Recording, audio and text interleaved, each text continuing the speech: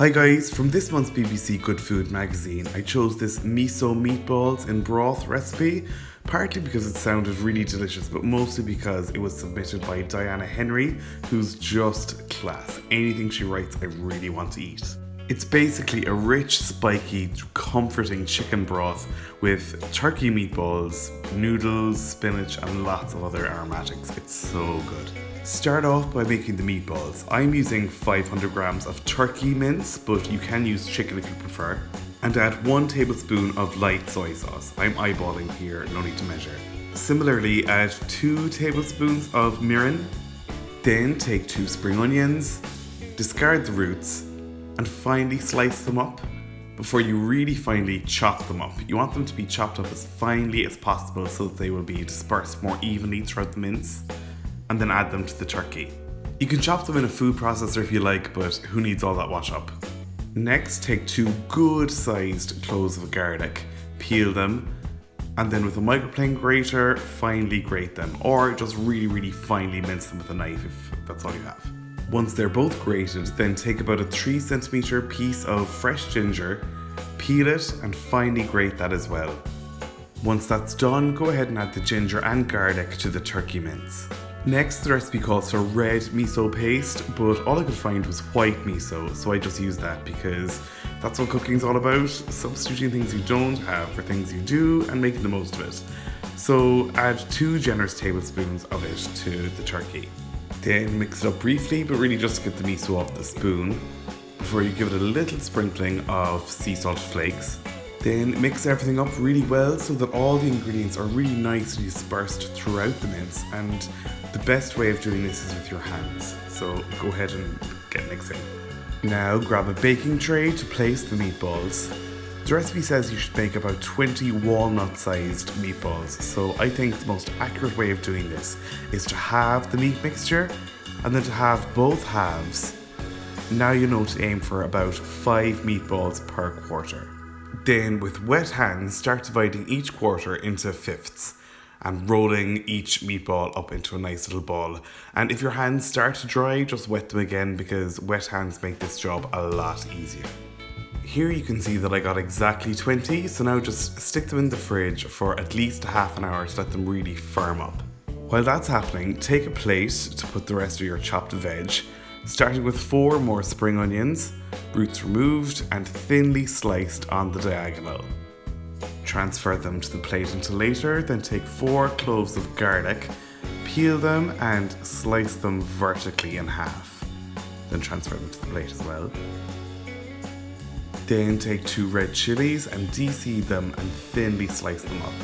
Don't worry if you can't really handle chili heat that well. This was a really subtle heat. It was absolutely fine. I can't handle chili heat that well, but this was lovely. If you'd like it to be more fiery, go ahead and add another few chilies. Now take another 3cm piece of ginger, peel it, and this time really thinly slice it, as in paper thin. This is a lot easier to do if you slice it with the grain, but if you can't do that, then just grate it or mince it, because biting into thick raw ginger is too overpowering for this dish. Now that's all the veg prepped. You just need to add some baby spinach and lime juice later on. Here I'm making up 1.2 litres of good shop bought chicken stock. Just let it simmer on a low heat while you cook the meatballs. To do that, take a large frying pan and place it over a high heat once the meatballs have had 30 minutes in the fridge. And once that's nice and hot, go ahead and add 1.5 tablespoons of cooking oil to it. Now fry the meatballs in 2 batches for about 10 minutes per batch. Make sure they're all nice and golden brown on all sides, really nice and caramelized. Once they're seared, you don't need to be so gentle with them. They can stand to be shaken up a good bit, so feel free to shake them up before you take them out and transfer them to a plate while you do the second batch. Cook these in the same way for about 10 minutes before transferring them to the other cooked meatballs. And now cook 200 grams of rice noodles in boiling water according to the packet instructions, but for 1 minute less. For me, that was 4 minutes. Then remove them from the heat, strain, and set aside until later. Now, I'm sorry about this, guys, but here I forgot to hit the record button. But all you're missing is me adding the chopped ginger, garlic, and half of the chopped chili to the hot chicken stock. So if you need to see that, I do apologize. Just once you add those things, let it simmer for 4 minutes. 4 minutes later, add 4 tablespoons of light soy sauce. Again, I'm not measuring this, I'm just eyeballing it. Followed by all of the cooked meatballs from earlier. Give all that a quick stir and then let it gently simmer for another 3 minutes.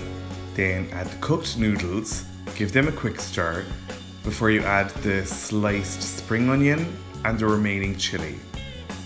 And stir that in as well. Then immediately follow that with 100 grams of baby spinach and just stir that in until it becomes slightly wilted. Then you're ready to serve up. You might find it easier to dish out the noodles with the tongs because they are really slippery before you ladle out the broth with the meatballs and all the aromatics. And make sure that everyone has access to a wedge of lime to squeeze over the top.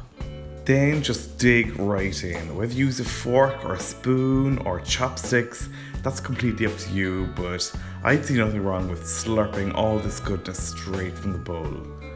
Thanks again for watching, guys. I really hope you liked this video, and if you did, be sure to hit the like and subscribe buttons below. You can check me out on social media if you like. You'll find all the links to my accounts in the description below, as well as the link to my blog where you'll find this full recipe at www.rookiecook.org.